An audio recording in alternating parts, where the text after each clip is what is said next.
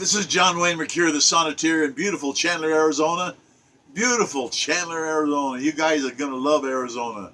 Endless summer. I wrote this sonnet. My hero, William Shakespeare, he had 154 sonnets. I worshiped that man since I was 8 years old. Now I'm an old man. In his honor, I got 1,286. And this one is sonnet number 1,153. And the name of it is Giants in the Earth. It's the name of a book, and I try to honor people with my sonnets. And this lady, she was one of my professors in college, and she was just a nice lady.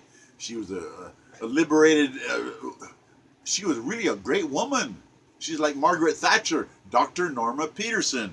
And that book, Giants in the Earth, she had me read, and all the class read, 9 books in 3 months. And they were hard books, and Giants in the Earth is a big book. It's a big, thick book, and it was a good book. And I treasure the memory of one of my splendid college professors. My respect for her, Dr. Norma Peterson. A special lady. She was a master. She died in Colorado Springs a couple of years ago, and yeah, I want to honor her. Her classroom requirements were stringent.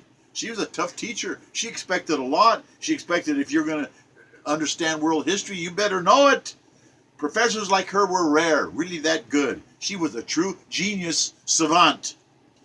One splendid book she mandated that we read was O.E. Rollvog's masterpiece, A Cauldron of Suffering. The name of the book, Giants in the Earth. A think piece, making us think of the brutal conditions of the pioneer West in America, taking us back to 1873 in the Dakota Territories, in the bleakness then. Nothing was there.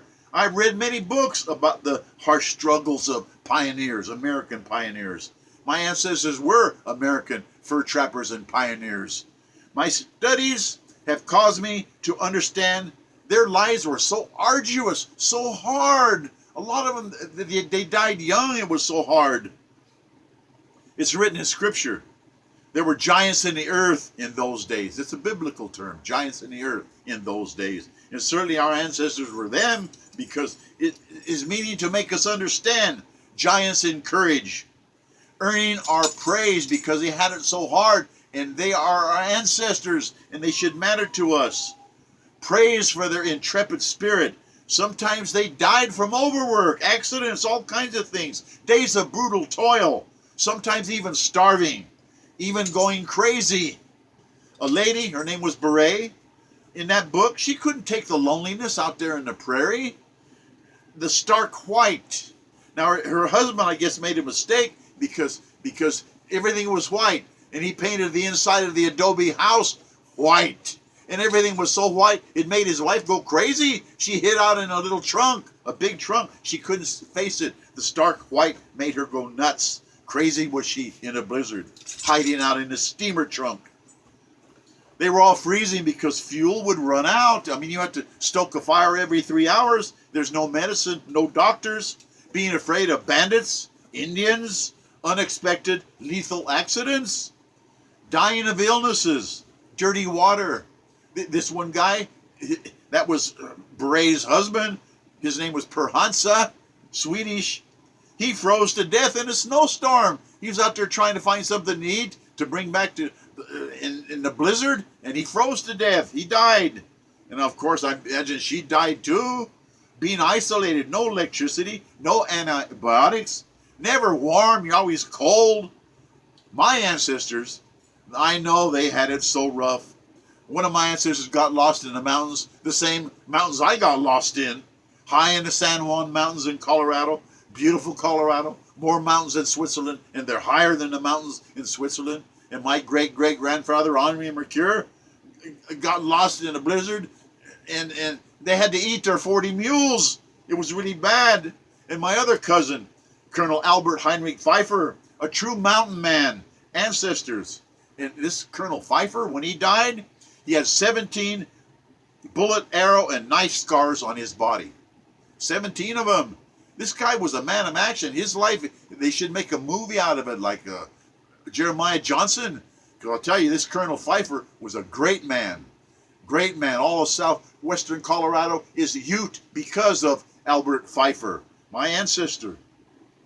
And now we're so spoiled with our automobiles, our air conditioning, our night lights, our televisions, our computers that can do anything, our central heating. We've got a perfect climate. Our interstate freeways, they're like miracles. Our bridges, the Novocaine when you go to the dentist, railroad trains, our cell phones. It's fantastic, the age we live in. It's so wonderful. Our internet, no more dependence on our horses. You used to have a horse, because if you didn't have a horse, you couldn't get anywhere. Horses were everything, and now they're obsolete. And we're so spoiled. We're so spoiled. We ought to be glad we live in such a beautiful age. This is our Belle Epoque, our beautiful age. This is our beautiful age right now. See the wonders of our time for what they are, true miracles. We are so fortunate. We should be happy. We should be ecstatic because our pioneer angels, our ancestors, suffered a lot to get us where we are now. And I think about them a lot. Why? I wish they'd had the blessings that we have. I mean, just think of electricity and all of the things that are around. Just think of fast foods and a car. You get in a car, you could go anywhere. It's like a magic carpet. And I'm just telling you, hey, giants in the earth, we're giants in the earth now. If you want to be with your talents, I encourage you to do so. Thanks for listening. John Wayne Mercure, the Sonneteer. Au revoir. Du gardez-vous pour toujours. Mes amis.